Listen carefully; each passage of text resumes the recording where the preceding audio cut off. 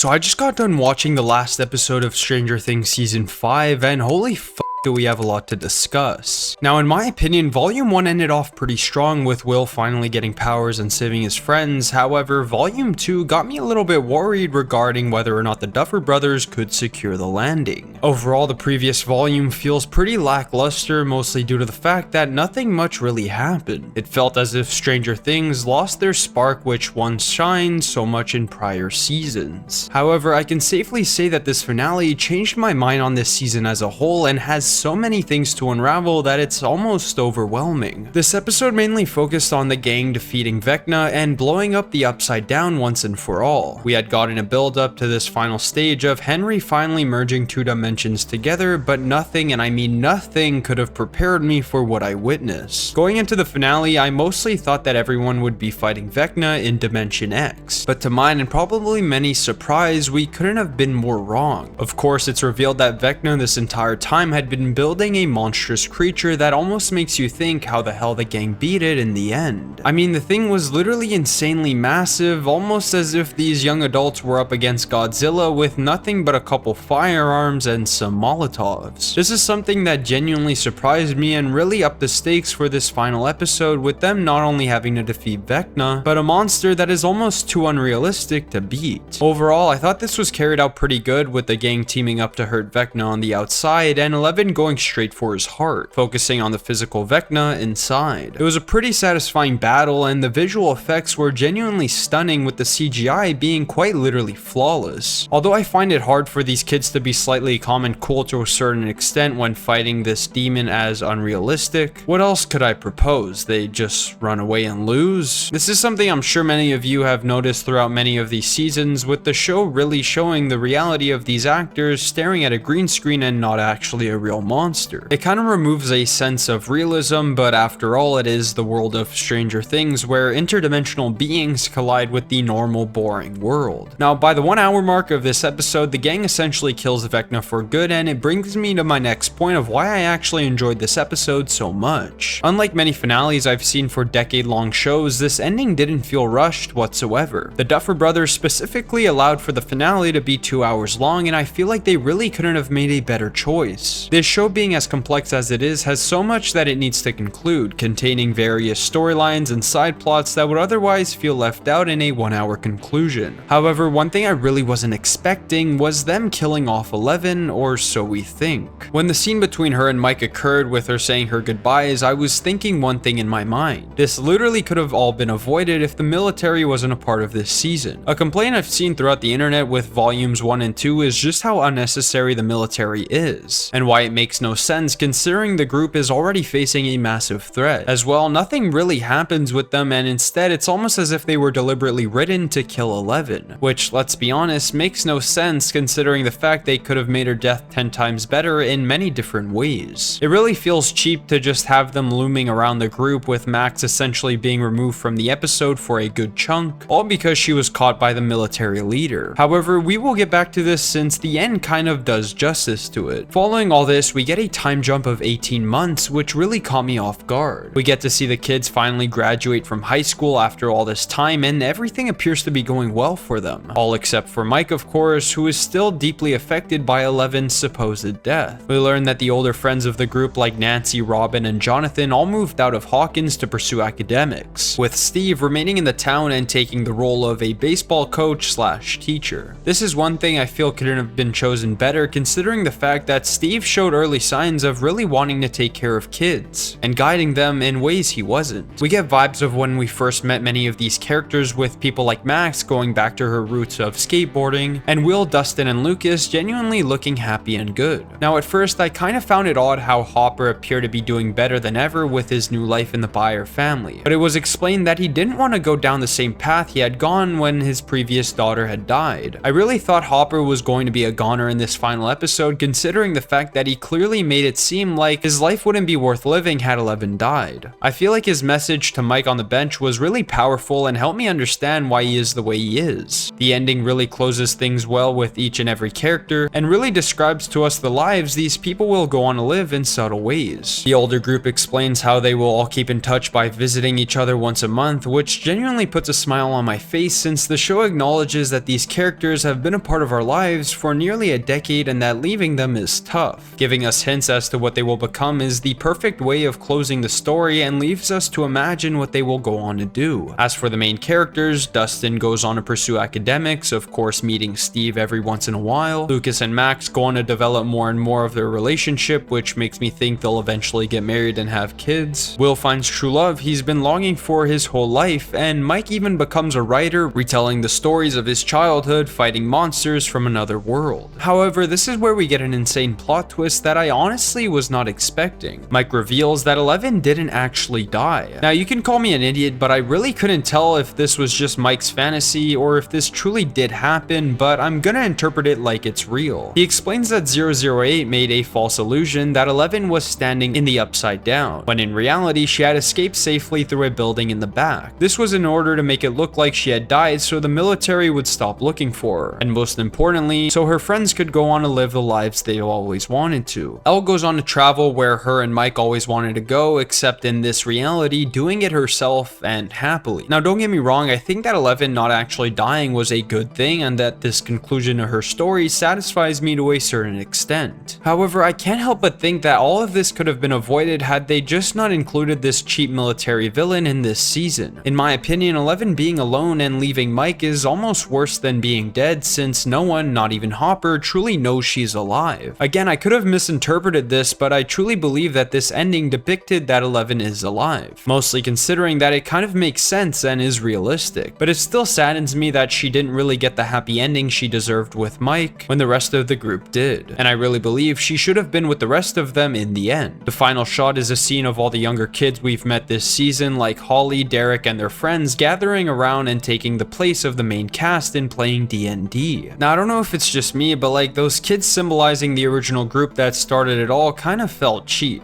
especially considering the fact that their chemistry mirrors nothing of the original group. I can understand what they were trying to do with it, but I wish it would have ended on a slightly more strong note, such as Mike coming to the realization of Eleven actually being alive, or hell, them reuniting. Overall, I love this episode, and I think it redeems a majority of the season, with it being a solid ending to this show that is in reality pretty difficult to conclude since it might not appeal to everybody's liking. If you want to dive even deeper into these theories with exclusive videos, guaranteed replies, and your name featured at the end of every upload, you can become a channel member for just $2.99. It helps out a ton and keeps this content going. Don't forget to like and subscribe and drop your own thoughts and theories in the comments down below. And if you want to keep the conversation going, hop into the Discord where we talk about all your favorite shows and media. Thanks so much for watching, and I'll see you all next time.